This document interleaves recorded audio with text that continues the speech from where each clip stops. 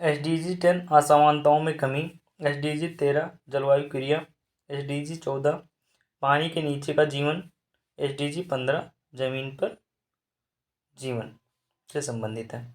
यानी option number 3142 option number D सही होगा। ठीक है। क्वेश्चन नंबर 66 है,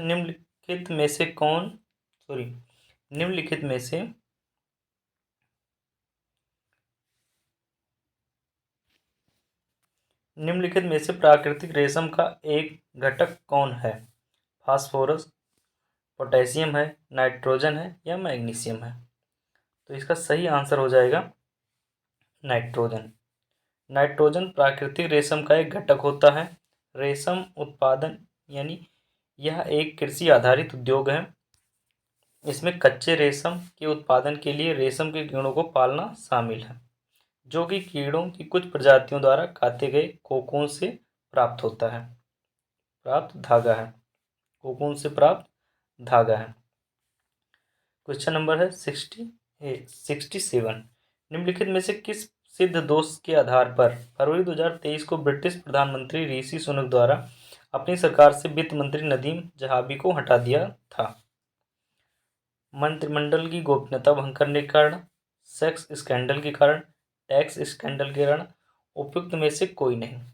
तो ऑप्शन नंबर सी है टैक्स स्कैंडल के कारण। ब्रिटेन के वित्त मंत्री नदीम जहाबी को टैक्स स्कैंडल के कारण मंत्री पद से हटा दिया गया था। क्वेश्चन नंबर 68 है, भारतीय जैविक डेटा केंद्र किस राज्य में स्थापित किया जा रहा है? भारतीय जैविक डेटा केंद्र किस राज्य में स्थापित किया जा रहा है? गुजरात में किया जा रहा है, हरियाणा में किया जा रहा है या उत्तर प्रदेश में या पंजाब में? तो इसका सही आंसर हो जाएगा आपका ऑप्शन नंबर बी, हरियाणा में। भारतीय जैविक डेटा केंद्र की स्थापना हरियाणा के फरीदाबाद में किया जा रहा है। क्वेश्चन नंबर है 69, माउंट न्यूमैन निम्नलिखित में से किस खनिज के लिए प्रसिद्ध है? तांबा के लिए, मैग्नीज के लिए, आयरन के लिए या बॉक्साइट के लिए? तो इसका सही आंसर होगा लौ अयस्क के लिए। माउंट न्यूमैन लौ अयस्क के लिए प्रसिद्ध है। पश्चिमी ऑस्ट्रेलिया में स्थित माउंट न्यूमैन लौ अयस्क के खनन के लिए प्रसिद्ध है। निम्नलिखित में से कौन सी आर्थिक क्रिया नहीं है? स्वैच्छिक समाज सेवा, किसानी, खेती, नौकरी और परिवहन। कौन सी आर्थिक क्रिया यानी कौन से मतलब जिससे आय नहीं होगी हमें? तो स्वैच्छिक जो समाज सेवा है उससे हमें कोई आय नहीं होगी। बाकी खेती से, नौकरी से भी पैसे आएंगे, परिवहन से भी पैसे आएंगे, लेकिन जो समाज सेवा है उससे कोई हमें पैसे मिलने वाला नहीं, यानी आर्थिक क्रिया, आमदनी का कोई चारा नहीं है। तो इसका सही आंसर हो जाएगा ऑप्शन नंबर ए। किसानी, परिवहन, नौकरी को आर्थिक क्रिया की श्रेणी में रखा गया क्योंकि इन क्रियाओं से आय का सृजन होता है, जबकि स्वैच्छिक समाज सेवा एक प्रकार का सामाजिक कार्य है, आर्थिक क्रिया नहीं है, इससे कोई आमदनी हमें नहीं होती है। पुराणों के संदर्भ में निम्नलिखित कथनों में से कौन सा सही है? विष्णु पुराण से मौर्य वंश की जानकारी मिलती है। अगला पॉइंट है, वायु पुराण से गुप्त वंश की शासन व्यवस्था पर प्रकाश डालता है। वायु पुराण गुप्त वंश की शासन व्यवस्था पर प्रकाश डालता है। तो ए और बी दोनों यह सही है। ए और बी दोनों सही है। गुप्त वंश की शासन व्यवस्था पर वायु पुराण के साथ साथ मत्स्य, ब्राह्मण और भागवत पुराण से जानकारी प्राप्त होती है, जबकि विष्णु पुराण से मौर्य वंश के विषय में जानकारी प्राप्त होती है। क्वेश्चन नंबर 72 है, निम्नलिखित में से कौन एक योजना वर्ष सही सुमेलित नहीं है? कुछ योजना दी गई है और वर्ष दिया गया है, उसमें कह रहा है कौन सा सुमेलित नहीं है। तो देखते हैं, सांसद आदर्श ग्राम योजना 2014 में चालू की गई। दीनदयाल उपाध्याय ग्रामीण कौशल्या योजना, दीनदयाल ग्रामीण कौशल्या योजना 2014 में चालू की गई। कह रहा है श्यामा प्रसाद मुखर्जी रूअर्बन मिशन 2015 में चालू की गई। Rural housing interest subsidy scheme 2017 में चालू की गई। इसमें कह रहा है कौन सी एक योजना जो नहीं सम्मिलित मतलब नहीं स्टार्ट की गई उस वर्ष में, बाकी 3 स्टार्ट की गई। श्यामा प्रसाद मुखर्जी रूर्बन मिशन ग्रामीण क्षेत्रों में एकीकृत परियोजना आधारित बुनियादी अवसंरचना को वितरित करने हेतु ग्रामीण विकास मंत्रालय द्वारा वर्ष 2016 में शुरू की गई एक केंद्र प्रायोजित योजना है, जिसमें आर्थिक गतिविधियों का विकास एवं कौशल विकास भी शामिल है। ये 2015 में नहीं, 2016 में चालू की गई थी, श्यामा प्रसाद मुखर्जी रूर्बन मिशन। ठीक है, अगला क्वेश्चन, संसाधनों के उपयोग तथा भविष्य के लिए उनके संरक्षण की आवश्यकता को संतुलित करने को हम क्या कहते हैं? संसाधनों के उपयोग तथा भविष्य के लिए उनके संरक्षण की आवश्यकता को संतुलित करने को हम क्या कहते हैं? संसाधन संरक्षण कहते हैं, या सतत विकास कहते हैं, भविष्य के संसाधन कहते हैं, या खपत में कमी करना कहते हैं। तो इसे क्या कहते हैं? सतत विकास। संसाधनों के उपयोग तथा भविष्य के लिए उनके संरक्षण की आवश्यकता को संतुलित करने को हम क्या कहते हैं? सतत विकास कहते हैं। संसाधनों के उपयोग तथा भविष्य के लिए उनके संरक्षण की आवश्यकता को संतुलित करने को हम सतत विकास कहते हैं। अगला क्वेश्चन हो जाएगा क्वेश्चन नंबर 74। नीचे उच्चतम न्यायालय को मौलिक अधिकारों के हनन रोकने के लिए रिट जारी करने की शक्ति के संबंध में 2 कथन दिए गए हैं। नीचे उच्चतम न्यायालय को मौलिक अधिकारों को हनन रोकने के लिए रिट जारी करने की शक्ति के संबंध में 2 कथन दिए गए हैं। पहला है, उच्चतम न्यायालय को यह शक्ति प्रदत्त है कि वह बंदी प्रत्यक्षीकरण, परमादेश, प्रतिषेध, अधिकार परीक्षा और उत्प्रेषण रिट जो भी मूल अधिकारों को लागू करने के लिए समुचित हो, उस रिट का प्रयोग कर सकती है। दूसरा पॉइंट है, संसद को अधिकार है वह कानून बनाकर किसी अन्य न्यायालय को अपनी आधिकारिक स्थानीय सीमाओं के भीतर उच्चतम न्यायालय की दी गई इन शक्तियों का प्रयोग कर सकता है। तो देखते हैं कौन सा इसमें सही है। उपरोक्त कथनों में से कौन सा उत्तर सही है? ना तो 1 सही है, ना तो 2 सही है, केवल 1 सही है, केवल 2 सही है, केवल 1 और दोनों सही है। ऑप्शन डी है, दोनों कथन सत्य है। संविधान के अनुच्छेद 32(2) के तहत सर्वोच्च न्यायालय बंदी प्रत्यक्षीकरण, परमादेश, प्रतिषेध, अधिकार परीक्षा और उत्प्रेषण संबंधी रिट जारी करता है। अनुच्छेद 32(3) के अनुसार सर्वोच्च न्यायालय की शक्तियों पर प्रभाव डाले बिना संसद इन शक्तियों को किसी अन्य न्यायालय को अपनी स्थानीय अधिकारिता में प्रयोग के लिए सशक्त कर सकेगी। क्वेश्चन नंबर 75 है, निसार उपग्रह निम्नलिखित में से किन संगठनों द्वारा संयुक्त रूप से विकसित किया गया है? निसार उपग्रह निम्नलिखित में से किन संगठनों द्वारा संयुक्त रूप से विकसित किया गया है? ईएसए और नासा द्वारा, रोस्कोसमोस और सीएनएसए के द्वारा, इसरो और नासा के द्वारा, ईएसए और इसरो के द्वारा। तो निसार जो है निसार उपग्रह इसरो और नासा के द्वारा विकसित किया गया है, संयुक्त रूप से विकसित किया गया है। निसार नासा और इसरो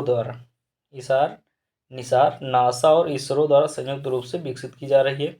एक निम्न पृथ्वी कक्षा LEO वेधशाला है। निसार 12 दिनों में पूरे ग्लोब का नक्शा तैयार करेगा और पृथ्वी के पारिस्थितिकी तंत्र, बर्फ के द्रव्यमान, वनस्पति बायोमास, समुद्र के स्तर में वृद्धि, भूजल और भूकंप, सुनामी, ज्वालामुखी और भूस्खलन सहित प्राकृतिक खतरों को समझने के लिए स्थानिक और अस्थायी रूप से सुसंगत डेटा प्रदान करेगा।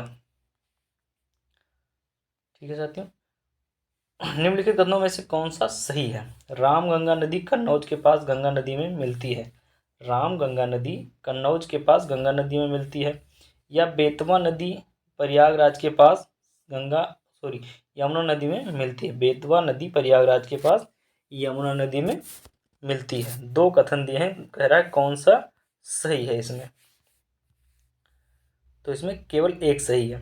रामगंगा नदी कन्नौज के निकट गंगा नदी में मिलती है। कन्नौज के कहाँ मिलती है? रामगंगा नदी कन्नौज के निकट गंगा नदी में मिलती है। जबकि बेतवा नदी प्रयागराज के पास नहीं बल्कि हमीरपुर के पास यमुना नदी में मिलती है। उसके बाद में क्वेश्चन नंबर 77, प्राचीन काल के भारत पर आक्रमण के संबंध में निम्नलिखित में से कौन सा सही कालानुक्रम है? यूनानी, कुषाण, शक, यूनानी, कुषाण। कह रहा भारत पर आक्रमणों के संबंध, पहले किसने आक्रमण किया, फिर उसके बाद किसने आक्रमण किया भारत पर, ये बताना है हमें, क्रम सही से बताना है। ठीक है, तो इसका सही आंसर हो जाएगा, पहले यूनानियों ने आक्रमण किया, फिर शक ने किया, फिर कुषाण ने किया। प्राचीन काल में भारत पर विदेशी आक्रमण का सही क्रम यूनानी, फिर शक आए, फिर कुषाण आए। ठीक है, पहले भारत पर आक्रमण किया यूनानियों ने, फिर शक ने किया, फिर कुषाण ने किया। ठीक है, निम्नलिखित में से किस अधिनियम द्वारा 120 सदस्यों वाले चैम्बर ऑफ प्रिंसेस की व्यवस्था की गई है? निम्नलिखित में से किस अधिनियम द्वारा 120 सदस्यों वाले चैम्बर ऑफ प्रिंसेस की व्यवस्था की गई है? 1853 का चार्टर एक्ट, 1919 का अधिनियम, एक्ट ऑफ 1909 का, एक्ट ऑफ 1793। ठीक है, तो इसका सही आंसर हो जाएगा 1919 का अधिनियम। 120 सदस्यों वाले चैम्बर की व्यवस्था की गई थी एक्ट 1919 में। ठीक है, भारत शासन अधिनियम 1919 के द्वारा 120 सदस्यों वाले चैम्बर ऑफ प्रिंसेस की व्यवस्था की गई थी। कितने सदस्यों की? 120 सदस्यों की 1919 के द्वारा, भारत शासन अधिनियम 1919 के द्वारा 120 सदस्यों वाले चैम्बर ऑफ प्रिंसेस की व्यवस्था की गई थी। क्वेश्चन नंबर 79 है, निम्नलिखित में से कौन सा हार्मोन अग्नाशय के लैंगरहैंस के आइलेट की बीटा सेल कोशिकाओं द्वारा स्रावित होता है? निम्नलिखित में से कौन सा हार्मोन अग्नाशय के लैंगरहैंस के आइलेट की बीटा सेल कोशिकाओं द्वारा स्रावित होता है? Glucagon, adrenaline, insulin, aldosterone. Option सही होगा सी, इंसुलिन। अग्नाशय के लैंगरहैंस की बीटा कोशिकाओं से इंसुलिन नामक हार्मोन स्रावित होता है। अग्नाशय के लैंगरहैंस की बीटा कोशिकाओं से इंसुलिन नामक हार्मोन स्रावित होता है।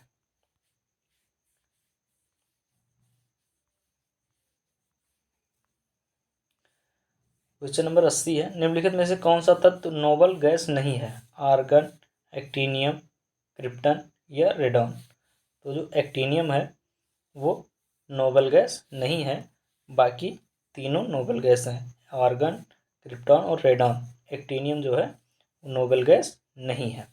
ठीक है, एक्टीनियम एक नोबल गैस नहीं है, जबकि helium, neon, argon, krypton, xenon तथा रेडॉन अक्रिय गैस हैं। अक्रिय गैस पूछ लिया जाए या नोबल गैस पूछ लिया जाए तो बात एक ही है। ठीक है, उसके बाद में पोप बेनिडिक्ट 16वें, जिनका हाल ही में निधन हुआ, के संदर्भ में निम्नलिखित कथनों में से कौन सा सही है? वह जर्मनी के मूल निवासी थे, वह 600 वर्षों में इस्तीफा देने वाले पहले पोप थे। तो इसका सही आंसर होगा, दोनों ही सही है। पोप बेनिडिक्ट जर्मनी के मूल निवासी थे, इन्होंने वर्ष 2013 में पोप के पद से इस्तीफा दे दिया था। 600 वर्षों के इतिहास में प्रथम पोप थे जिन्होंने पोप के पद से इस्तीफा दिया। हाल ही में 31 दिसंबर 2022 को इनका निधन हो गया। क्वेश्चन नंबर 82 है, निम्नलिखित में से कौन सा कारक जैव विविधता के ह्रास के लिए सर्वाधिक महत्वपूर्ण कारक है? विविधता के ह्रास के लिए सर्वाधिक महत्वपूर्ण कारक है कीट नियंत्रण, प्राकृतिक वास का विनाश, परभक्षियों का नियंत्रण, आनुवांशिक आत्मसातकरण।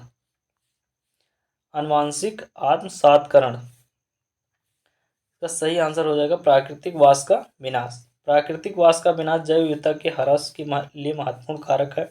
जनसंख्या वृद्धि के कारण प्राकृतिक संसाधनों का उपभोग अधिक होने लगा है। इससे संसार के विभिन्न भागों में प्रजातियों तथा उनके आवास स्थानों में तेजी से कमी हुई है। उष्णकटिबंधीय क्षेत्र, जो विश्व के कुल क्षेत्र का मात्र 1/4 भाग है, यहाँ संसार की 3/4 जनसंख्या रहती है। इस विशाल जनसंख्या की जरूरतों को पूरा करने के लिए प्राकृतिक संसाधनों का दोहन और वनोन्मूलन अत्यधिक हुआ है। उष्णकटिबंधीय वर्षा वाले घनों में पृथ्वी की लगभग 50% प्रजातियां पाई जाती हैं। क्वेश्चन नंबर 83 है, पौधों में जाइलम परिवहन के लिए जिम्मेदार होता है भोजन, एमिनो एसिड, जल या ऑक्सीजन। तो इसका सही आंसर होगा जल। पौधों में जल का परिवहन जाइलम द्वारा होता है तथा भोजन का परिवहन फ्लोएम द्वारा होता है। पौधों में जल का परिवहन जाइलम द्वारा होता है तथा भोजन का परिवहन फ्लोएम द्वारा होता है। क्वेश्चन नंबर 84 है, दिसंबर 2022 में सुदर्शन प्रहार सैन्य अभ्यास कहाँ किया गया था? उत्तर प्रदेश में किया गया था, या राजस्थान में किया गया था, या गुजरात में किया गया था, या मध्य प्रदेश में किया गया था? तो इसका सही आंसर हो जाएगा राजस्थान। भारतीय सेना की सुदर्शन चक्र कोर ने दिसंबर 2020 में राजस्थान के रेगिस्तान में सुदर्शन प्रहार सैन्य अभ्यास किया। यह अभ्यास सैन्य बल गुणकों के एकीकरण एवं नई युद्ध तकनीकों और प्रक्रियाओं के अभ्यास के माध्यम से युद्ध शक्ति के समन्वित अनुप्रयोग पर केंद्रित था। क्वेश्चन नंबर 85 है, फिलीपाइंस में नारियल एवं गन्ने की कृषि विकास का श्रेय किसको जाता है? फिलीपाइंस में नारियल एवं गन्ने की कृषि का विकास का श्रेय किसको जाता है? हॉलैंड वासियों को, ब्रिटेन वासियों को, स्पेन एवं अमेरिका वासियों को, या फ्रांस वासियों को? तो इसका सही आंसर होगा स्पेन एवं अमेरिका वासियों को। फिलीपाइंस में नारियल एवं गन्ने की कृषि का विकास का श्रेय जाता है स्पेन एवं अमेरिका वासियों को। क्वेश्चन नंबर 86 है, नदियों पर सवाल है, भारत की प्रमुख नदियों एवं उनके उद्गम स्थलों को जोड़े बनाइए। यमुना नदी का कहाँ से उद्गम स्थल है? कृष्णा का कहाँ से है? गोदावरी का कहाँ से है? और महानदी का कहाँ से है? यह हमें बताना है। ठीक है,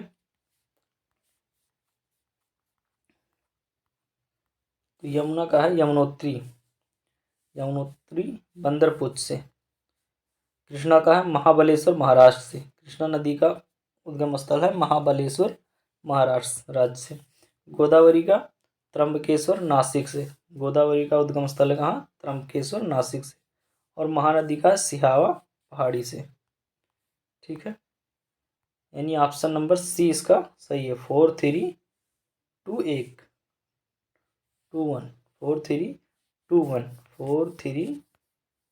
4 यमुना का यमुनोत्री से, 43 कृष्णा का महाबलेश्वर से, और गोदावरी का नासिक से, और महानदी का सिहवा से। ठीक है, आगे आ जाओ।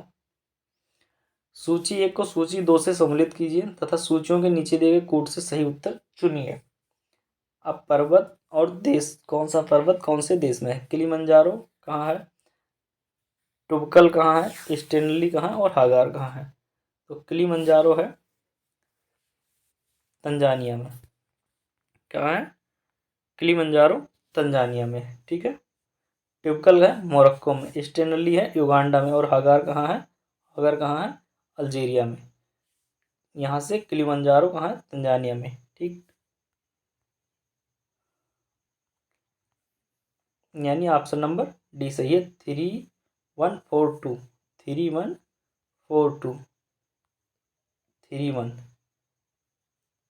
किलिमंजारो तंजानिया से, 31 ट्यूबकल मोरक्को का, 42 युगांडा स्टेनली का युगांडा से, और हागर का अल्जीरिया से। ठीक है, उसके बाद में झील से संबंधित सवाल। निम्नलिखित में से कौन सा झील और किस देश से सम्मिलित नहीं है?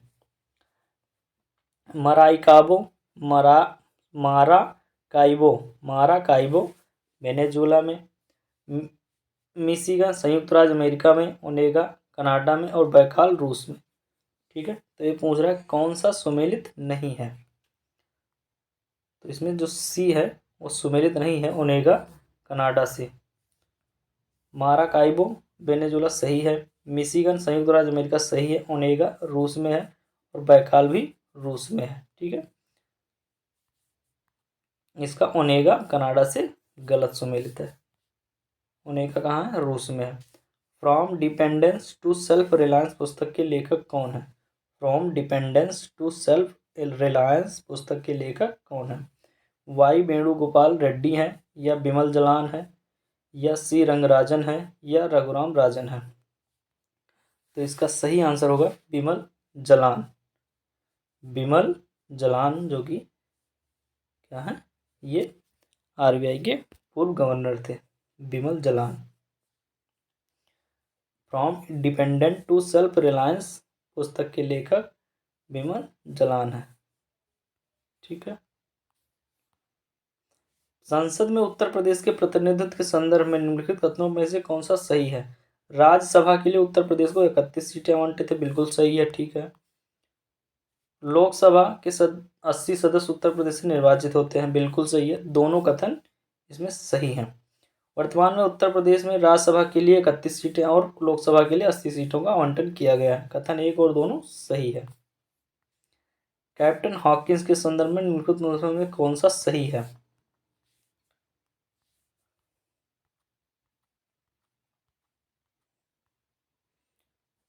वह 1611 में जेम्स वन के दूत के रूप में भारत आया।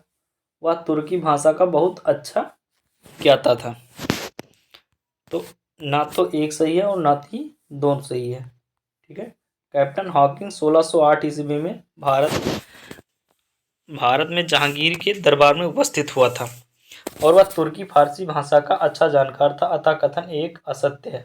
पहला कथन गलत है, जबकि कथन दो सत्य है, लेकिन आयोग ने इस प्रश्न का सही उत्तर विकल्प ए को माना है। ठीक है। वह तुर्की भाषा का बहुत अच्छा ज्ञाता था, ये भी तो सही है, लेकिन आयोग ने इसका सही आंसर ऑप्शन नंबर ए माना। ना तो ए सही है, ना तो एक सही है, ना तो दो सही है। निम्नलिखित में से कौन सा जननी सुरक्षा योजना का प्रमुख उद्देश्य है? मातृ मृत्यु दर तथा नवजात मृत्यु दर में कमी, केवल मातृ मृत्यु दर में कमी, केवल शिशु मृत्यु दर में कमी, केवल नवजात मृत्यु दर में कमी। तो इसका सही आंसर हो जाएगा ऑप्शन नंबर ए। मातृ मृत्यु दर तथा नवजात मृत्यु दर में दोनों में कमी लाने का जननी सुरक्षा का उद्देश्य है। ठीक है। इसका ऑप्शन नंबर ए सही हो जाएगा। 12 अप्रैल 2005 को स्वास्थ्य और परिवार कल्याण मंत्रालय द्वारा जननी सुरक्षा योजना को शुरू किया गया था। इस योजना का उद्देश्य गरीब गर्भवती महिलाओं के बीच संस्थागत प्रसव को बढ़ावा देकर मातृ मातृ मातृ मृत्यु दर तथा नवजात मृत्यु दर में कमी लाना। यह योजना 100% केंद्र द्वारा प्रायोजित योजना है। इसके तहत प्रसव तथा प्रसव के बाद की देखभाल के लिए नगद राशि सहायता प्रदान की जाती है। क्वेश्चन नंबर 93 है, सर्वोच्च न्यायालय के एक न्यायाधीश का त्यागपत्र संबोधित करता है। सर्वोच्च न्यायालय के एक न्यायाधीश का त्यागपत्र किसको संबोधित करेगा? राष्ट्रपति को, भारत के मुख्य न्यायाधीश को, प्रधानमंत्री को, या सर्वोच्च न्यायालय के वरिष्ठतम न्यायाधीश को? सर्वोच्च न्यायालय के एक न्यायाधीश वो अपना त्यागपत्र किसको देगा? तो अपना त्यागपत्र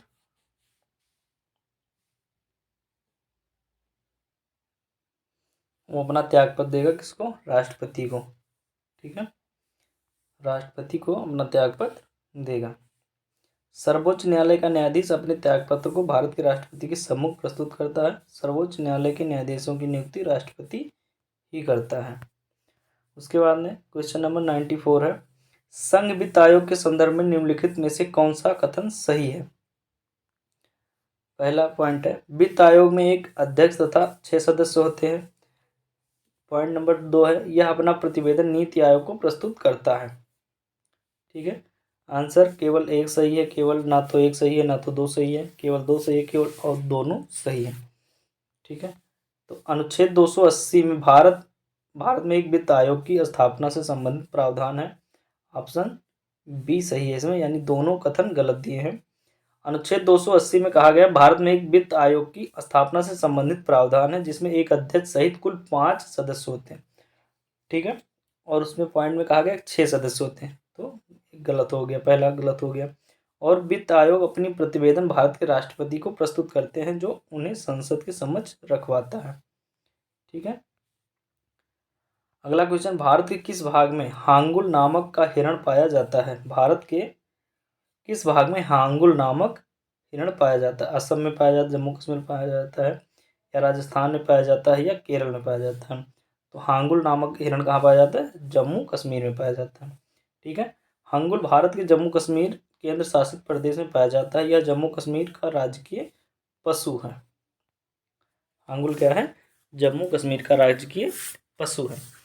अगला क्वेश्चन है, भारत के एक राज्य में विधान परिषद के गठन के संदर्भ में निम्न में से कौन सा कथन सही है?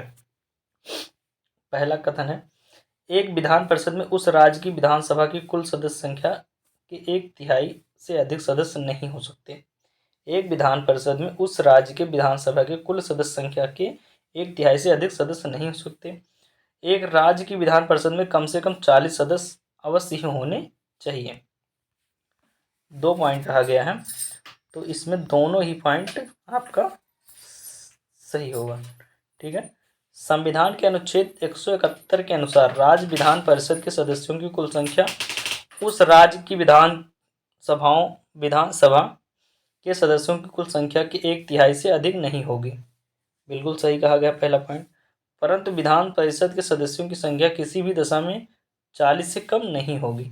दोनों ही पॉइंट बिल्कुल सही कहा गया है। ठीक है, यानी दोनों ही कथन सही है। संगीत की टप्पा शैली निम्नलिखित में से किस मुगल सम्राट के दरबार में परिष्कृत एवं विकसित हुई? संगीत की टप्पा शैली निम्नलिखित में से किस मुगल सम्राट के दरबार में परिष्कृत एवं विकसित हुई? अकबर के शासनकाल में, या शाहजहां के, या मोहम्मद शाह के, या जहांगीर के? तो टप्पा शैली विकसित कहाँ हुई? ये हुई मोहम्मद शाह के शासनकाल में। ठीक है। संगीत की टप्पा शैली मुगल सम्राट मोहम्मद शाह के दरबार में विकसित हुई। यह गायन शैली श्रृंगार प्रधान गायन शैली है। इसका प्रचार सर्वप्रथम गुलाम नबी सोरी ने किया था। ठीक है साथियों। भारत के उपराष्ट्रपति का निर्वाचन, जिसे सर्वोच्च न्यायालय द्वारा शून्य घोषित किया गया है। भारत के उपराष्ट्रपति का निर्वाचन, जिसे सर्वोच्च न्यायालय द्वारा शून्य घोषित किया गया है, के संदर्भ में निम्न में से कौन सा कथन सही है? पहला पॉइंट है, उपराष्ट्रपति के रूप में इस प्रकार की घोषणा से पूर्व उसके द्वारा किए गए कार्य विधि मान्य होते हैं। उपराष्ट्रपति के रूप में इस प्रकार की घोषणा से पूर्व उसके द्वारा किए गए कार्य विधि मान्य होते हैं। दूसरा पॉइंट है, उपराष्ट्रपति के रूप में इस प्रकार की घोषणा होने के दिन उसके द्वारा किए गए कार्यविधि मान्य नहीं होते हैं। ठीक है, तो इसका सही आंसर हो जाएगा केवल एक। ठीक है, केवल एक। संविधान के अनुच्छेद 71(2) के अनुसार यदि सुप्रीम कोर्ट राष्ट्रपति या उपराष्ट्रपति के निर्वाचन को शून्य घोषित करता है, राष्ट्रपति या उपराष्ट्रपति के निर्वाचन को शून्य घोषित करता है, तो ऐसी स्थिति में उसके द्वारा घोषणा के दिन व उसके पूर्व किए गए कार्य अभिमान्य नहीं होंगे। इस प्रकार कथन एक सत्य है, जबकि कथन 2 असत्य है। ठीक है, घोषणा के दिन या उससे पूर्व किए गए कार्य अभिमान्य नहीं होंगे, यानी मान्य होंगे। उस दिन के कार्य और उससे पूर्व किए गए कार्य मान्य होंगे, बाकी उसके बाद के कार्य मान्य नहीं होंगे। ठीक है, सूची 1 को सूची 2 से सुमेलित कीजिए तथा नीचे दिए गए कोड से सही उत्तर चुनिए। पुरातात्विक स्थल दिया हुआ है एक तरफ वर्तमान स्थल दिया हुआ है। नेवासा कहाँ था ये बताना। ईसमपुर कहाँ था ये बताना। डिडवाना राजस्थान में था। ठीक है, डिडवाना कहाँ था? राजस्थान में। ठीक है, यानी डी का 1 से मिलान है, तो इसमें ऑप्शन नंबर 2, तो ये तीनों कट गए, 2 कट गए नीचे के। ठीक है, अब हमें किसी एक का और पता हो तो हम तुरंत अपना ढूंढ लेंगे।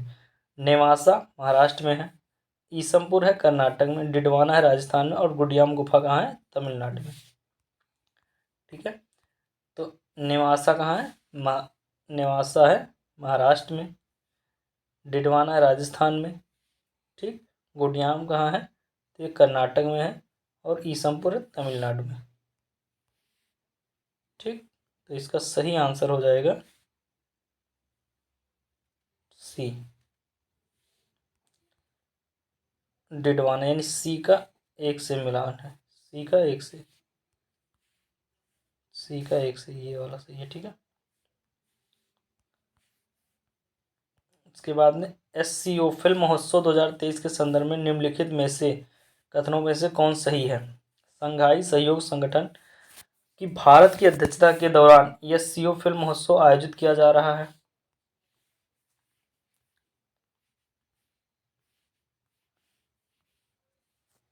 SCO फिल्म महोत्सव में SCO देशों की फिल्में दिखाई जाएंगी।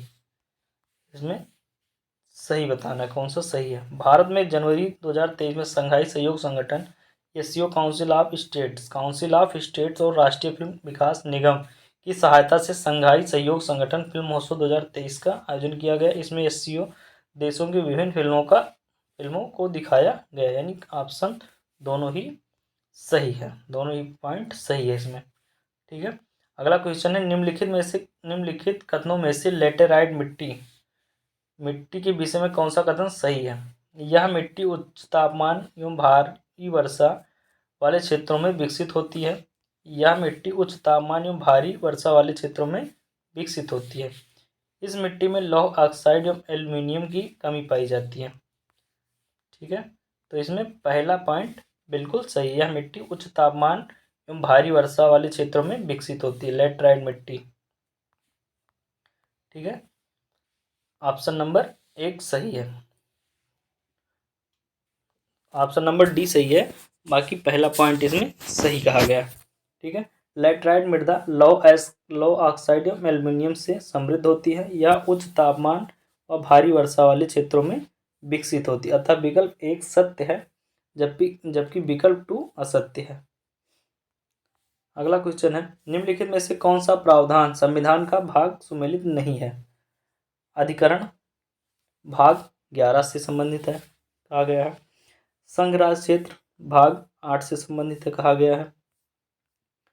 उसके बाद अनुसूचित जनजात भाग 10 से संबंधित है। राजभाषा भाग 17 में से संबंधित कहा गया है। ठीक है, तो राजभाषा भाग 17 में से सही है, बिल्कुल सही है।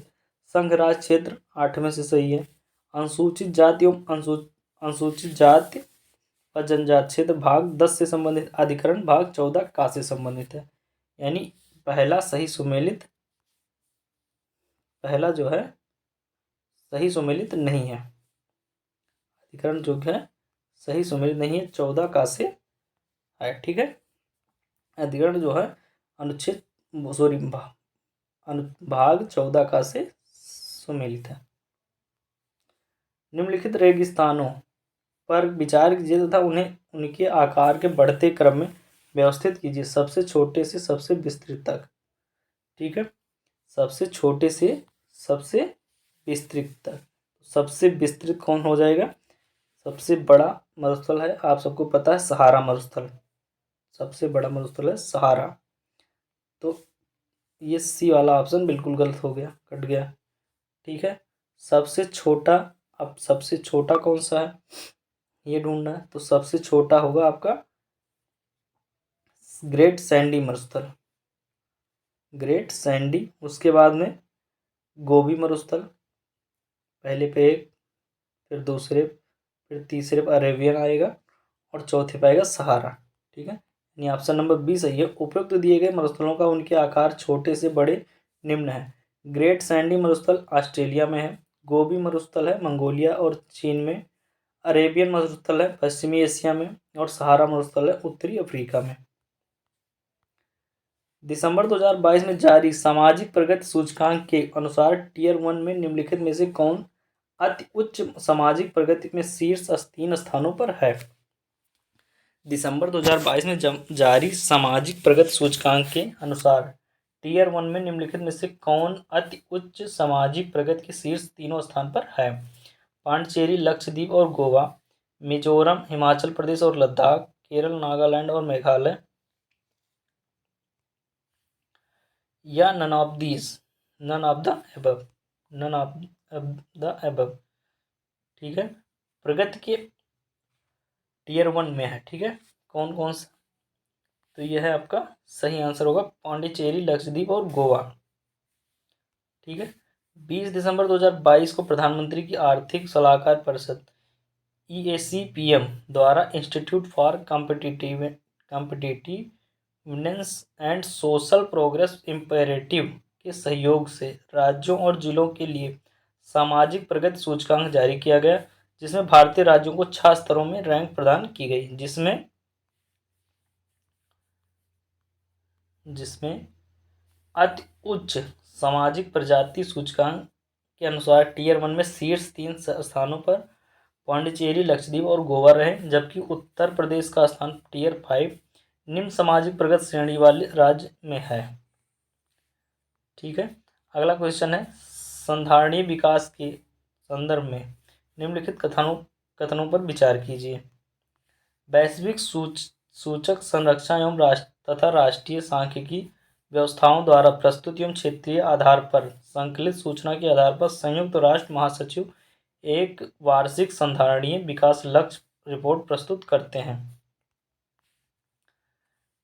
अगला पॉइंट है, वैश्विक संधारणीय विकास रिपोर्ट हर तिमाही संयुक्त राष्ट्र महासभा में चतुर्वार्षिक संधारणीय विकास लक्ष्य के विषयों को पुनरावलोकन हेतु प्रस्तुत की जाती है। इसमें सही कहा गया है, इसका सही आंसर होगा केवल डी, यानी पहला ऑप्शन सही है।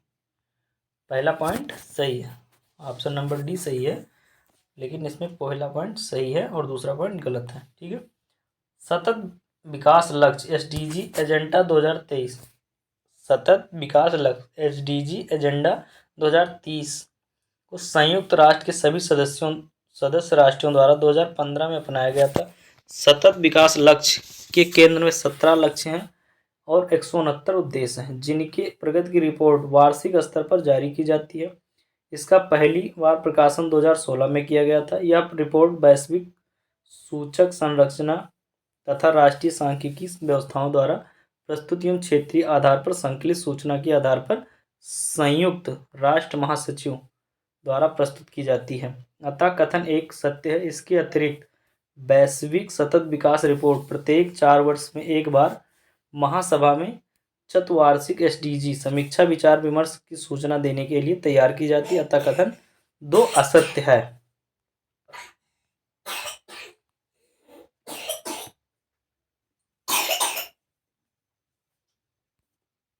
क्वेश्चन नंबर 106 है, 2 कथन है जिसमें एक को अभिकथन ए और दूसरे को कारण कहा गया है।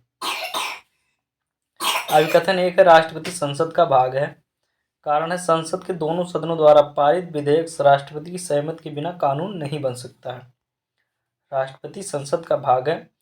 संसद के दोनों सदनों द्वारा पारित विधेयक राष्ट्रपति की सहमति के बिना कानून नहीं बन सकता। बिल्कुल सही कहा गया है, बिल्कुल सही कहा। दोनों कथन सत्य हैं और RA की सही व्याख्या करता है। भारतीय संविधान के अनुच्छेद 79 में वर्णन किया गया है कि संघ के लिए एक संसद होगी जो राष्ट्रपति और दोनों राज्यसभा और लोकसभा दोनों सदनों से मिलकर बनेगी। इस प्रकार भारतीय संविधान द्वारा ब्रिटिश संविधान की भांति राज्य के संवैधानिक प्रमुख राष्ट्रपति को संसद का अभिन्न अंग माना गया है। कानून के निर्माण में संसद के तीनों अंग यथा लोकसभा, राज्यसभा तथा राष्ट्रपति भाग लेते हैं। जब किसी कानून का प्रारूप संसद में पेश किया जाता है तो उसे विधेयक कहा जाता है। जब किसी कानून का प्रारूप संसद में पेश किया जाता है तो उसे विधेयक कहा जाता है। विधेयक को कोई विधिक बल प्राप्त नहीं होता है, परंतु जब विधेयक संसद के दोनों सदनों द्वारा पारित होने के पश्चात राष्ट्रपति द्वारा हस्ताक्षरित हो जाता है तब उसे अधिनियम या कानून कहा जाता है। इसे कानूनी शक्ति प्राप्त होता है। ठीक है, उसके बाद में है, कालक्रम की दृष्टि से निम्नलिखित घटनाओं में से कौन सी अंतिम थी? पहला है होम रूल आंदोलन, दूसरा है जलियांवाला बाग हत्याकांड, उसके बाद खिलाफत आंदोलन और मोपला विद्रोह। इसको कालक्रम की दृष्टि से पहले कौन हुआ फिर कौन हुआ, ऐसे इसको सेट करना है।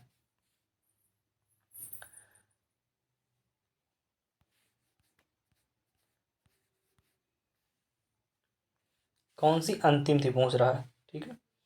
सबसे लास्ट में कौन सी घटना हुई वो पूछ रहा है। तो सबसे पहले हुआ होम रूल आंदोलन अप्रैल 1916 में। उसके बाद खिलाफत आंदोलन मार्च 1919 में से लेकर जनवरी 1921 तक।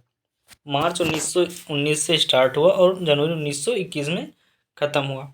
उसके बाद जालियांवाला बाग हत्याकांड 13 अप्रैल 1919 को हुआ। जलियांवाला बाग हत्याकांड 13 अप्रैल 1919 को हुआ। उसके बाद में मोपला विद्रोह 20 अगस्त 1921 को, यानी सबसे बाद लास्ट में मोपला विद्रोह हुआ। क्वेश्चन नंबर 108 है, निम्नलिखित में से कौन सा बायोडिग्रेडेबल प्रदूषक नहीं है? यूरिन, कीटनाशक, घरेलू अपशिष्ट और मल पदार्थ। कौन सा बायोडिग्रेडेबल प्रदूषक नहीं है? तो इसका सही आंसर होगा कीटनाशक। कीटनाशक बायोडिग्रेडेबल प्रदूषक नहीं। कीटनाशक एक गैर जीव निम्नीकरणीय प्रदूषक है, ठीक है। क्वेश्चन नंबर 109 है, रियो शिखर सम्मेलन 1992 का एजेंडा 21 से संबंधित है। एजेंडा 21 संबंधित है ओजोन परत के संरक्षण से, सतत विकास से, या प्रदूषक भुगतान सिद्धांत से, या फिर पर्यावरण शिक्षा से। तो इसका सही आंसर होगा सतत विकास से। 1992 में रियो डी जेनेरियो ब्राजील में आयोजित प्रथम पृथ्वी शिखर सम्मेलन में एजेंडा 21 के रूप में सतत विकास की अवधारणा सामने आई। उसके बाद में 110, रेगिस्तान में आवास करने वाले जानवर कहलाते हैं। रेगिस्तान में आवास करने वाले जानवर क्या कहलाते हैं? ये मरुद्विज जानवर कहलाते हैं, या स्थलीय जानवर कहलाते हैं, वृक्षवासी जानवर कहलाते हैं, या बिल बनाने वाले जानवर कहलाते हैं। ये कहलाते हैं मरुद्भज जानवर, ठीक है।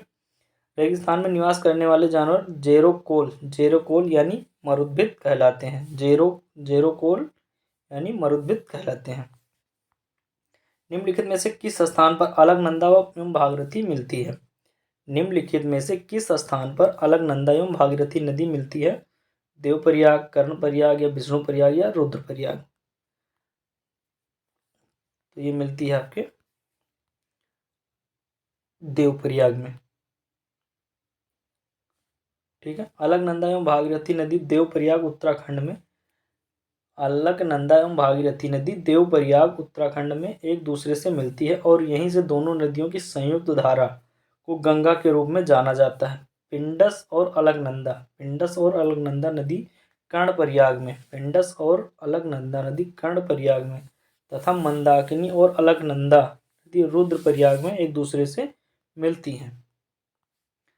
समुद्री शैवाल किसके महत्वपूर्ण स्रोत हैं? समुद्री शैवाल किसके महत्वपूर्ण स्रोत हैं? ब्रोमीन के, आयोडीन के, आर्गन के, या क्लोरीन के। तो इसका सही आंसर होगा आयोडीन के। समुद्री शैवाल आयोडीन के महत्वपूर्ण स्रोत हैं। अगला क्वेश्चन है, निम्नलिखित कथनों में से ग्राम सभा के संबंध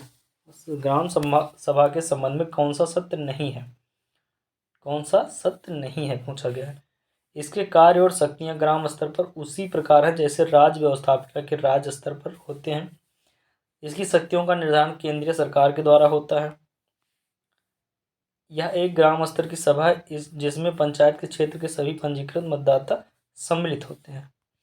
तो इसका जो एक कौन सा सत्य नहीं है, इसकी शक्तियों का निर्धारण केंद्रीय सरकार द्वारा होता है, यही गलत है। इसका राज्य सरकार निर्धारण करती है, ठीक है। ऑप्शन नंबर बी गलत है। भारत की शासन व्यवस्था में ग्राम सभा सबसे छोटी इकाई है। इसकी कार्य व शक्तियाँ ग्राम स्तर पर उसी प्रकार हैं जैसे केंद्र व्यवस्थापिका में केंद्र स्तर पर, राज्य व्यवस्थापिका में राज्य स्तर पर होता है। इसके समस्त शक्तियों का निर्धारण राज्य सरकार द्वारा किया जाता है, न कि केंद्र सरकार द्वारा। ग्राम सभा ग्राम स्तर की सभा है। ग्राम स्तर की सभा है। इसमें पंचायत क्षेत्र के सभी पंजीकृत मतदाता शामिल होते हैं।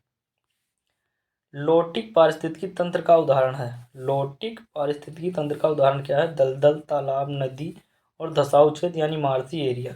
तो इसका सही आंसर होगा नदी। ठीक है, लोटिक पारिस्थितिकी तंत्र का उदाहरण क्या है? नदी। नदी लोटिक पारिस्थितिकी तंत्र का एक उदाहरण है। इसकी विशेषता बहते जल से होती है। धारा के लगातार बहते रहने से पानी में ऑक्सीजन का स्तर अधिक होता है। धारा के लगातार बहने से पानी में ऑक्सीजन का स्तर अधिक होता है और पानी स्वच्छ बना रहता है।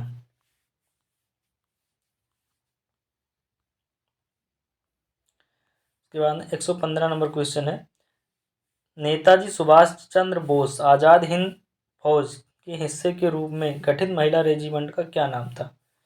नेताजी सुभाष चंद्र बोस द्वारा आज़ाद हिंद फौज के हिस्से के रूप में गठित महिला रेजिमेंट का क्या नाम था?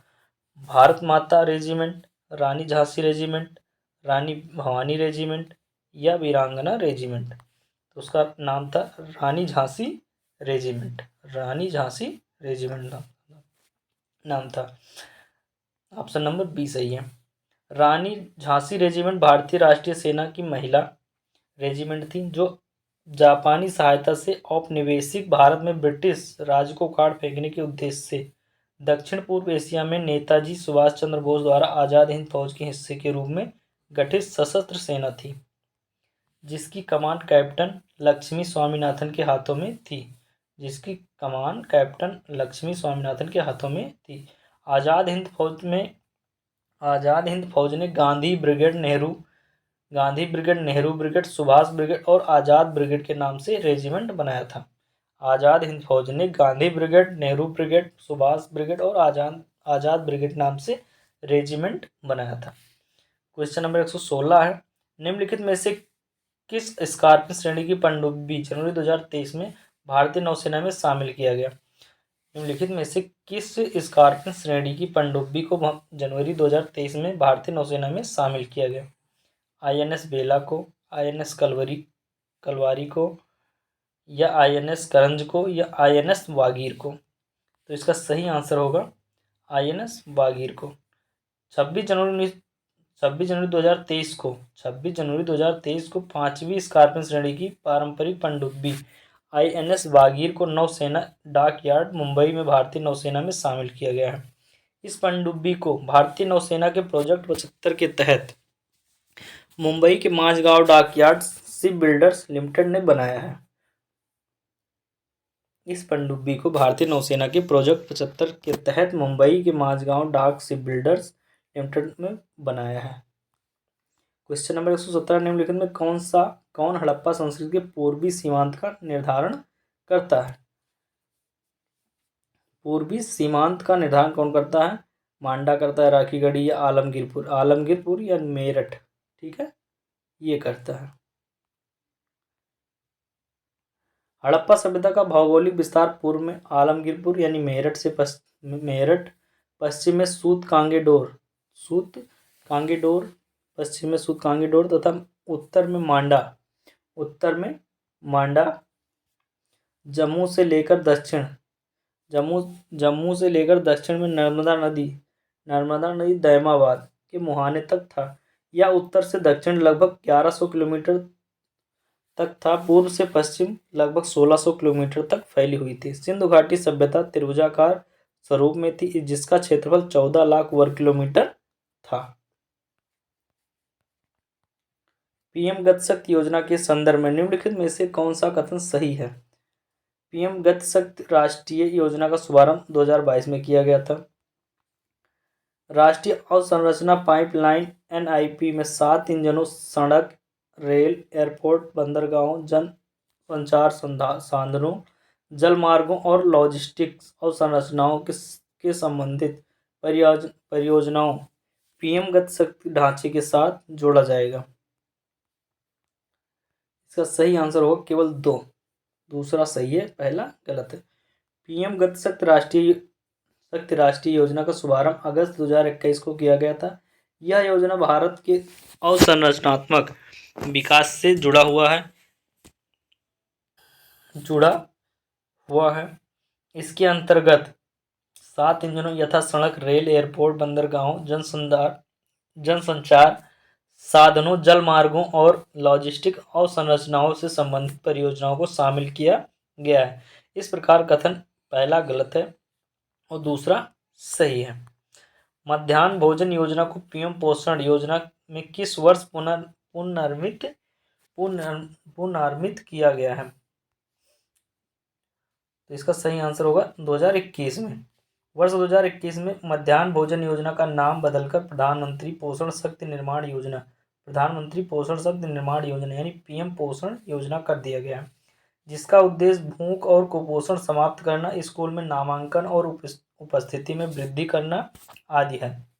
ज्ञात हो, मध्याह्न भोजन योजना एक केंद्र प्रायोजित योजना है जिसकी शुरुआत 1995 में की गई थी। अल नीनो के संदर्भ में निम्नलिखित में से कौन सा कथन सही है? अल नीनो के संदर्भ में कौन सा कथन सही है?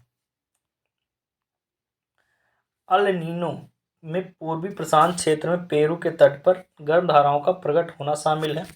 अल नीनो में पूर्वी प्रशांत क्षेत्र में पेरू के तट पर गर्म धाराओं का प्रकट होना शामिल है। दूसरा पॉइंट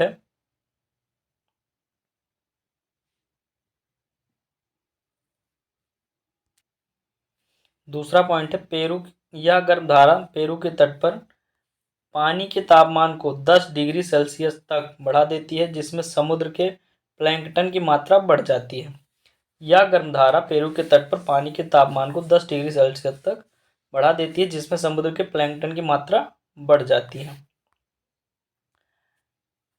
इसका सही आंसर होगा बी, केवल एक सही है। ठीक है। अल नीनो एक जटिल मौसम तंत्र है जो हर 5 या 10 साल बाद प्रकट होता रहता है। इसके कारण संसार के विभिन्न भागों में सूखा, बाढ़ और मौसम की चरम अवस्थाएं आती हैं। पूर्वी प्रशांत महासागर में यह पेरू के तट के निकट गर्म धाराओं के रूप में प्रकट होता है।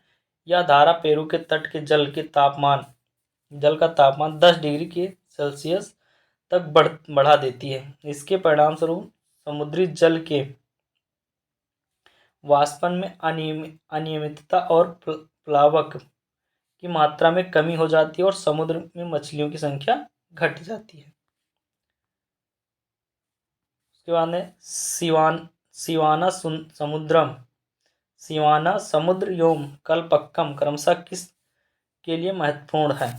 सिवाना समुद्र एवं कल्पक्कम क्रमशः किसके लिए महत्वपूर्ण है? जल शक्ति एवं नाभिकीय ऊर्जा के लिए, ताप ऊर्जा एवं नाभिकीय ऊर्जा के लिए, सौर शक्ति एवं नाभिकीय ऊर्जा के लिए, नाभिकीय ऊर्जा एवं जल शक्ति के लिए।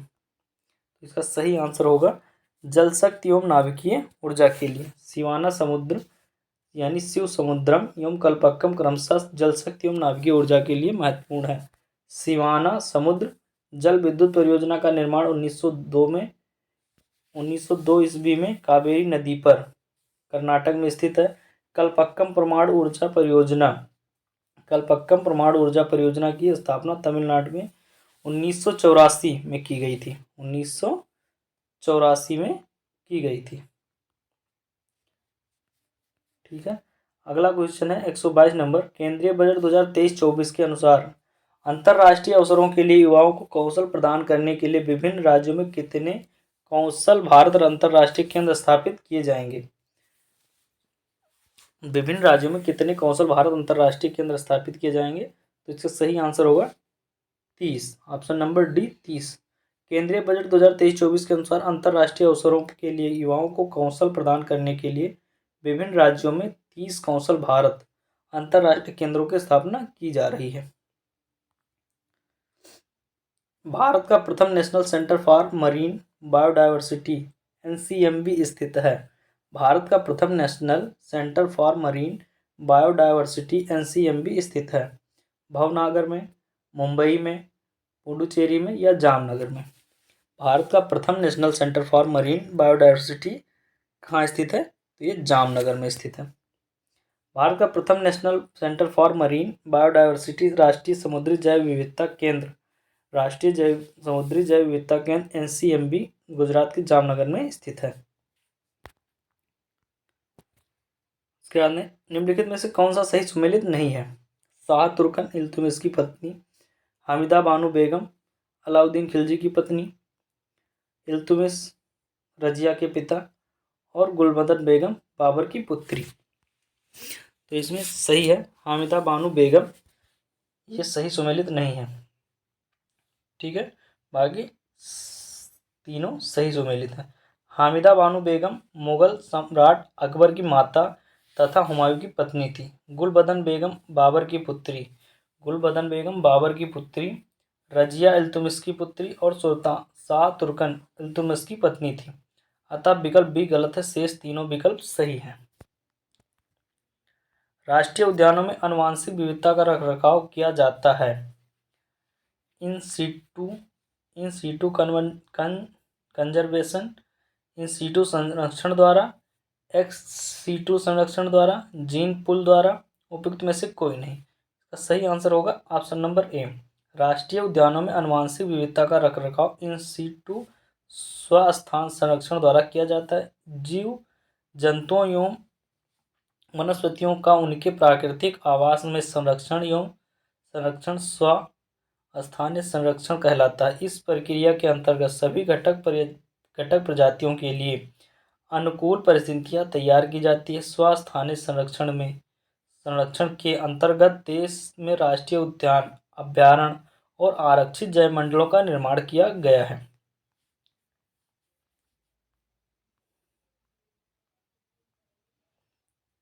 खरीदार कौन था? क्वेश्चन है 126। खरीदार कौन था?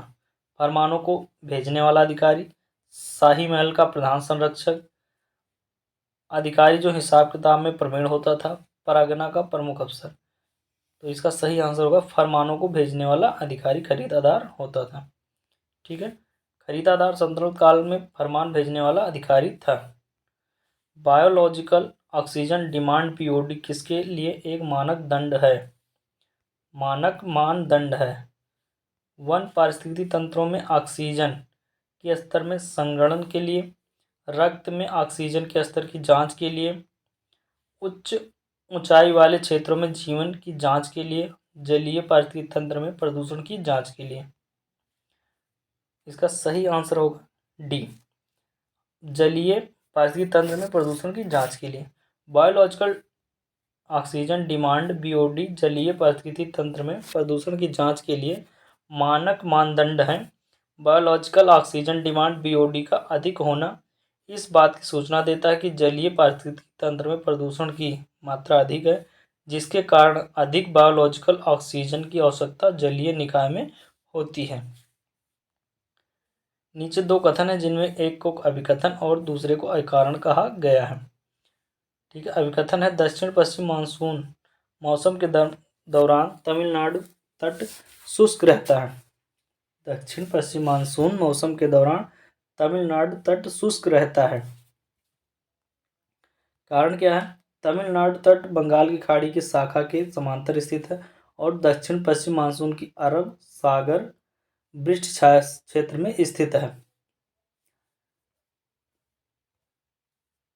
ए और आर दोनों सत्य हैं। आर ए की सही व्याख्या करता है, ए गलत है किंतु आर सत्य है। ए आर दोनों सत्य हैं किंतु आर ए की व्याख्या नहीं करता है। ए सत्य है किंतु आर गलत है। तो इसका सही आंसर होगा ए आर दोनों सत्य हैं और आर ए की सही व्याख्या करता है। कथन व कारण दोनों सही हैं। कारण कथन की सही व्याख्या भी करता है। दक्षिण पश्चिम मानसून के दौरान तमिलनाडु तट शुष्क रहता है क्योंकि दक्षिण पश्चिम मानसून की अरब सागर शाखा के वृष्टि छाया क्षेत्र में आता है एवं दक्षिण पश्चिम मानसून बंगाल की खाड़ी शाखा के समांतर स्थित होने के कारण वर्षा नहीं प्राप्त करता। तमिलनाडु तट उत्तर पूर्वी शाखा लौटते हुए मानसून से मूसलाधार वर्षा प्राप्त करता है। क्वेश्चन नंबर 129 है, संसद की संयुक्त बैठक के संदर्भ में निम्नलिखित कथनों में से कौन सा कथन सही है? अनुच्छेद 109 कुछ दशाओं में संसद की दोनों सदनों की संयुक्त बैठक का प्रावधान करती है। दोनों सदनों की संयुक्त बैठक की अध्यक्षता स्पीकर करता है। इसका केवल दो सही है, यानी दूसरा पॉइंट जो है सही है। भारतीय संविधान के अनुच्छेद 108 में कुछ दशाओं में संसद की दोनों सदनों की संयुक्त बैठक का प्रावधान करती है। अनुच्छेद 108 में, लेकिन वहाँ लिखा है 109 में, गलत हो गया। ठीक है, अनुच्छेद 118 4 के अनुसार संयुक्त बैठक की अध्यक्षता लोकसभा अध्यक्ष स्पीकर द्वारा किया जाता है। उसके बाद में है क्वेश्चन नंबर है आपका 130।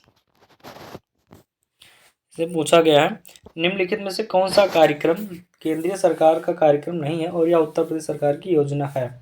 पंडित नेहरू उत्कर्ष योजना, ग्रामीण स्वास्थ्य mission, MNREGA, Ganga expressway. Ganga expressway जो है उत्तर प्रदेश सरकार की योजना है, बाकी और केंद्र सरकार की योजना है। गंगा एक्सप्रेसवे उत्तर प्रदेश सरकार की योजना है, जबकि दिए गए अन्य कार्यक्रमों का संबंध संघ एवं राष्ट्र की अन्य सरकारों से है। गंगा एक्सप्रेसवे उत्तर प्रदेश सरकार की सबसे बड़ी एक्सप्रेसवे है। यह एक्सप्रेसवे 594 किलोमीटर लंबा है, जो मेरठ को प्रयागराज से जोड़ेगा और 12 जिलों से होकर गुजरेगा। ये जिले हैं मेरठ, हापुड़, अमरोहा, संभल, शाहजहांपुर, बदायूं, बुलंदशहर, हरदोई, रायबरेली, उन्नाव, प्रतापगढ़ और प्रयागराज। क्वेश्चन नंबर 131 है, प्राकृतिक संसाधनों का वर्तमान पीढ़ी द्वारा इस प्रकार से उपयोग किया जाए कि प्राकृतिक संसाधनों का न्यूनतम क्षरण हो तो यह किस प्रकार का विकास कहलाएगा? प्राकृतिक संसाधनों का वर्तमान पीढ़ी द्वारा इस प्रकार से उपयोग किया जाए कि प्राकृतिक संसाधनों का न्यूनतम क्षरण हो तो यह किस प्रकार का विकास कहलाएगा? सामाजिक विकास कहलाएगा, सतत विकास कहलाएगा, आर्थिक विकास कहलाएगा या जैविक विकास कहलाएगा? ये कहलाएगा सतत विकास। संसाधनों के उपयोग तथा भविष्य के लिए उनके संरक्षण की आवश्यकताओं को संतुलित करने को हम सतत विकास कहते हैं। सतत विकास लक्ष्यों का उद्देश्य सबके लिए समान, न्याय संगत, सुरक्षित, शांतिपूर्ण, समृद्ध और रहने योग्य विश्व का निर्माण करना और विकास के तीनों पहलुओं अर्थात सामाजिक समावेश, आर्थिक विकास और पर्यावरण संरक्षण को व्यापक रूप से समाविष्ट करना है। क्वेश्चन नंबर 132 है, निम्नलिखित में से कौन महिला स्वतंत्रता सेनानी भारत छोड़ो आंदोलन से संबंधित नहीं है? निम्नलिखित में से कौन महिला है जो स्वतंत्रता सेनानी भारत छोड़ो आंदोलन से संबंधित नहीं है? कनकलता बरुआ, मातंगिनी हजारा, शांति घोष या अरुणा आसफ अली। तो भारत छोड़ो आंदोलन से संबंधित कौन नहीं है? तो शांति घोष इसमें नहीं है भारत छोड़ो आंदोलन से संबंधित। कनकलता बरुआ, मातंगिनी हजारा व अरुणा आसफ अली भारत छोड़ो आंदोलन से संबंधित नहीं, जबकि शांति घोष ने दिसंबर 1931 में जिलाधिकारी की गोली मारकर हत्या की थी। शांति घोष ने दिसंबर 1931 में जिलाधिकारी की गोली मारकर हत्या की थी। निम्नलिखित में कौन सा प्रावधान नीति निर्देशक तथ्यों तथा मौलिक कर्तव्यों दोनों का एक भाग है? निम्नलिखित में कौन सा प्रावधान नीति निर्देशक तथ्यों तथा मौलिक कर्तव्यों का एक भाग है? उद्योगों के प्रबंध में कामगारों का भाग लेना, समान नागरिक संहिता, अभिभावक बच्चों को शिक्षा के अवसर दिलवाएं, पर्यावरण का संरक्षण जो है नीति निर्देशक तत्वों के अनुच्छेद 48 का के मौलिक कर्तव्यों के अनुच्छेद 51 का के पर्यावरण संरक्षण को शामिल किया गया, जबकि मौलिक कर्तव्यों में अभिभावक को बच्चों की शिक्षा के लिए अवसर की उपलब्धता की बात की गई है। निम्न में से कौन सा बंदरगाह देश सही सम्मिलित नहीं है? इकारगा चीन, जकार्ता इंडोनेशिया, मॉन्टेविडियो उरुग्वे और रॉटरडैम नीदरलैंड। इगारगा वो रूस में है, ठीक है, चीन में नहीं है, रूस में है। जकार्ता इंडोनेशिया सही है, मॉन्टेविडियो उरुग्वे में है, रॉटरडैम नीदरलैंड में, ठीक है। आगे है, भारतीय संविधान ने प्रारंभ में किस अवधि के लिए अभी सरकारी उद्देश्यों हेतु अंग्रेजी भाषा के उपयोग के लिए अनुमति प्रदान की थी? तो इसका सही आंसर होगा 15 वर्ष के लिए। 15 वर्ष के लिए बोला था कि अंग्रेजी भाषा में रखेंगे, सरकारी उद्देश्यों में अंग्रेजी भाषा का प्रयोग करेंगे, उसके बाद में हम अपनी भाषा हिंदी में कर लेंगे, ठीक है। भारतीय संविधान के अनुच्छेद 343(2) के अंतर्गत व्यवस्था की गई कि संविधान लागू होने के समय से 15 वर्ष की अवधि तक अर्थात 1965 तक संघ के सभी सरकारी कार्यों के लिए पहले की भांति अंग्रेजी भाषा का प्रयोग होता रहेगा। अनुच्छेद 343 उपरोक्त बात के होते हुए भी संसद उक्त 15 वर्ष की अवधि के पश्चात विधि द्वारा अंग्रेजी भाषा या अंकों के देवनागरी रूप का ऐसे प्रयोजनों के लिए प्रयोग उपबंधित कर सकेगी जो ऐसी विधि में विनिर्दिष्ट किए जाएं।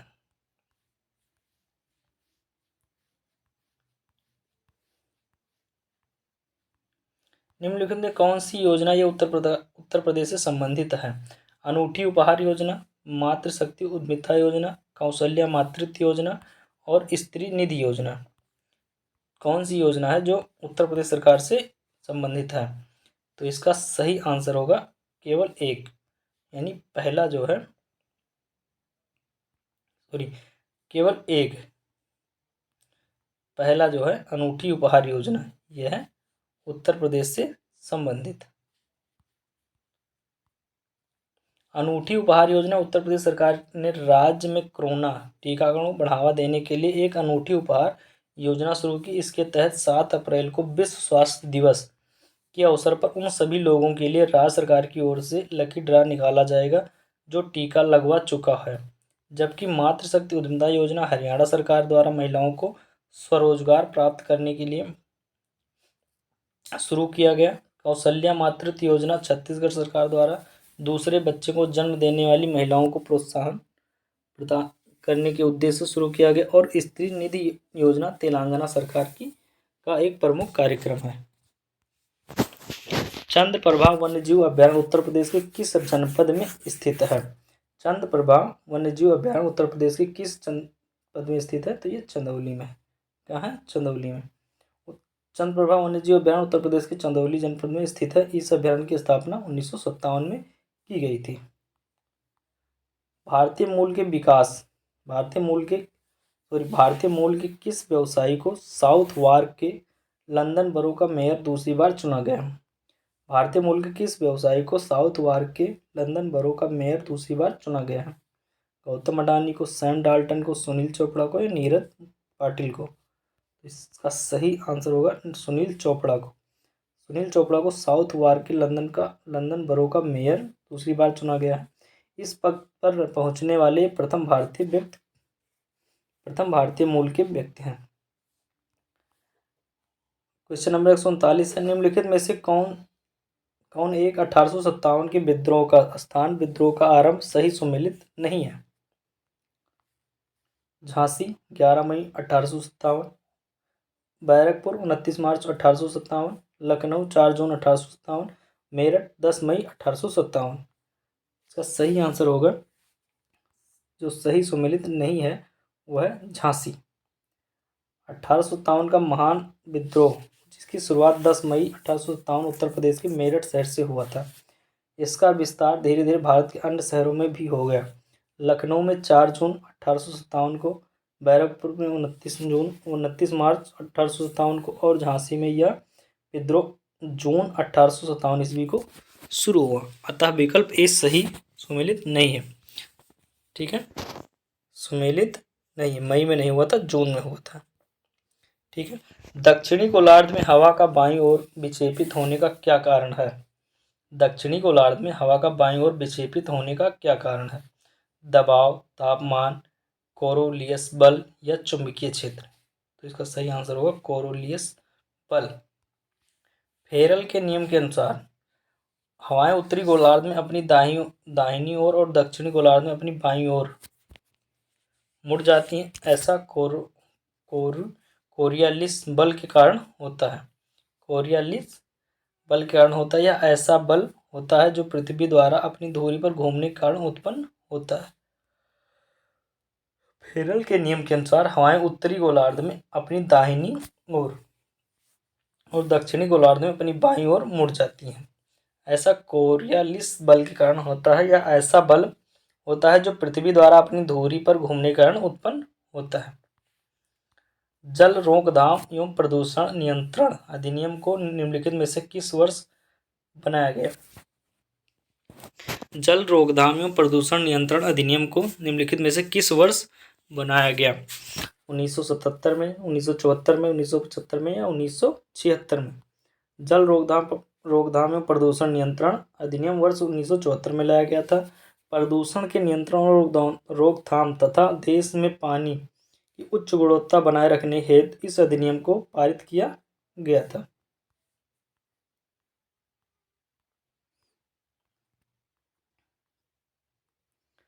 खनिज संपदा के संदर्भ में निम्नलिखित कथनों में से कौन सा सही है? जम्मू कश्मीर के रियासी जिले में लिथियम के अनुमानित संपदा भंडार मिले हैं। भारत अनेक खनिजों यथा लिथियम, निकेल तथा कोबाल्ट के लिए आयात पर निर्भर है। इसका दोनों ऑप्शन सही है। भारत में जम्मू कश्मीर केंद्र शासित राज्य के रियासी जिले के सलाल हैमाना क्षेत्र में लिथियम के भंडार मिले हैं। लिथियम एक रासायनिक तत्व है जिसकी खोज 1857 में स्वीडन के वैज्ञानिक जोहान ऑगस्ट आर्फवेड्सन ने की थी। लिथियम आवर्त सारणी में हाइड्रोजन और हीलियम के पश्चात तीसरा तत्व है। इसका परमाणु संख्या 3 है। यूएस लॉजिकल सर्वे की रिपोर्ट के अनुसार विश्व का सबसे बड़ा ज्ञात लिथियम भंडार चिली में है और सबसे बड़ा उत्पादक देश ऑस्ट्रेलिया है। भारत अनेक खनिजों यथा लिथियम, निकल तथा कोबाल्ट के लिए आयात पर निर्भर है। अतः स्पष्ट है कि कथन एक और कथन दोनों सही हैं। पराबैंगनी विकिरण को अवशोषित करने वाली ओजोन परत किस वायुमंडल स्तर में स्थित है? पराबैंगनी विकिरण को अवशोषित करने वाली ओजोन परत किस वायुमंडलीय स्तर में स्थित है? तापमंडल में, समतापमंडल में, मध्यमंडल में या क्षोभ मंडल में? तो इसका सही आंसर होगा समतापमंडल में। 10 से 50 किलोमीटर की ऊंचाई में ओजोन गैस उपस्थित होती है। 10 से 50 किलोमीटर की ऊंचाई में ओजोन गैस उपस्थित होती है जो ट्रोपोस्फेयर यानी क्षोभ मंडल व स्ट्रेटोस्फेयर समताप मंडल दोनों में पाई जाती है। लेकिन सूर्य की पराबैंगनी किरणों को अवशोषित करने वाली गैस समताप मंडल में पाई जाती है। समताप मंडल के तापमान में वृद्धि इस मंडल में मौजूद ओजोन गैस द्वारा सौरेख पराबैंगनी विकिरण तरंगों के अवशोषण तथा विरल घनत्व वाली हवा के कारण होती है।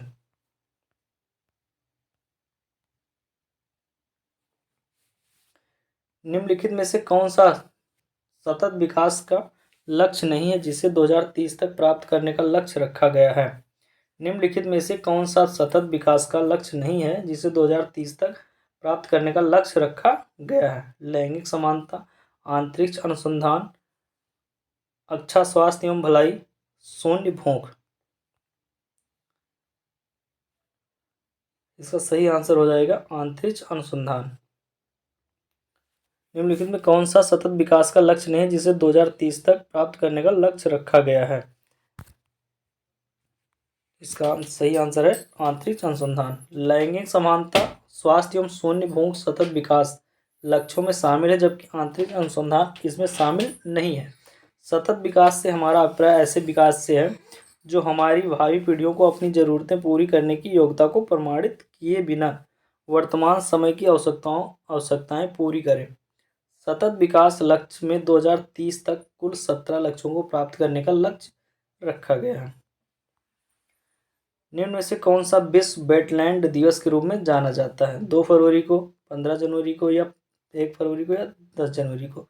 तो इसका सही आंसर होगा 2 फरवरी को। वेटलैंड दिवस प्रतिवर्ष 2 फरवरी को विश्व भर में मनाया जाता है। यह दिवस पहली बार 1997 में मनाया गया था। आर्द्रभूमि दिवस 2023 की थीम वेटलैंड रिस्टोरेशन के लिए इट्स टाइम है। विश्व सामाजिक संरक्षण रिपोर्ट प्रकाशित की जाती है।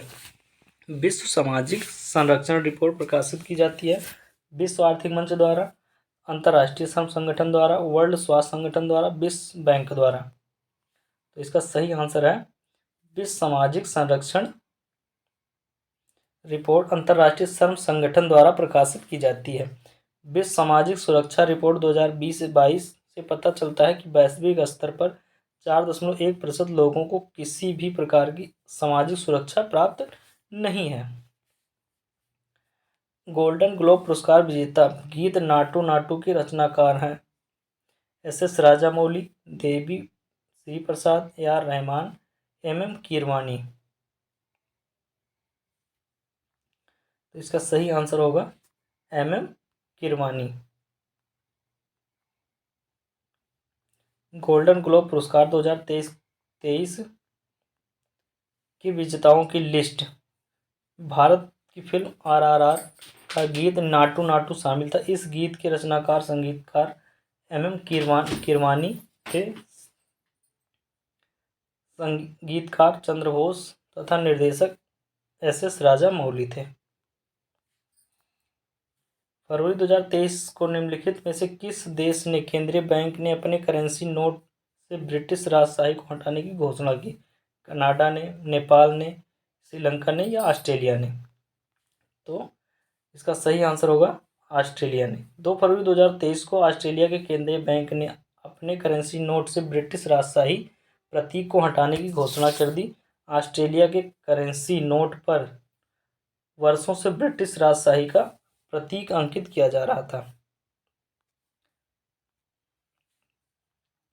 क्वेश्चन नंबर 149 है, निम्नलिखित में से कश्मीर के किस शासक ने जजिया और गौ हत्या को समाप्त किया? निम्नलिखित में से कश्मीर के किस शासक ने जजिया और गौ हत्या को समाप्त किया?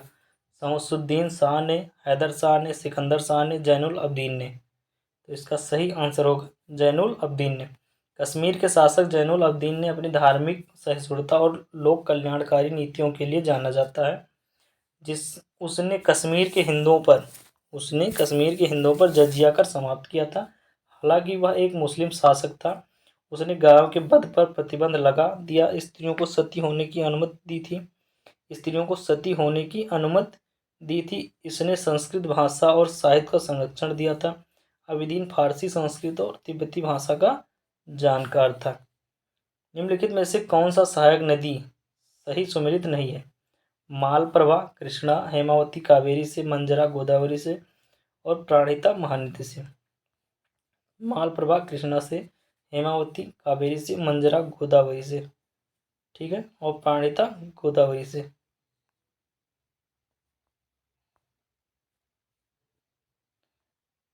तो प्राणहिता, ये ऑप्शन नंबर डी गलत है इसमें, ठीक है। प्राणहिता गोदावरी से सुमेलित है, ठीक है। तो साथियों, ये आपका PCS 2023 में जो प्रश्न पूछे गए थे, 150 प्रश्न मैंने कंप्लीट इसको सॉल्व करवा दिया है। और इसके आगे हम 2022 का नेक्स्ट पार्ट में कंप्लीट कराएंगे, ठीक है साथियों।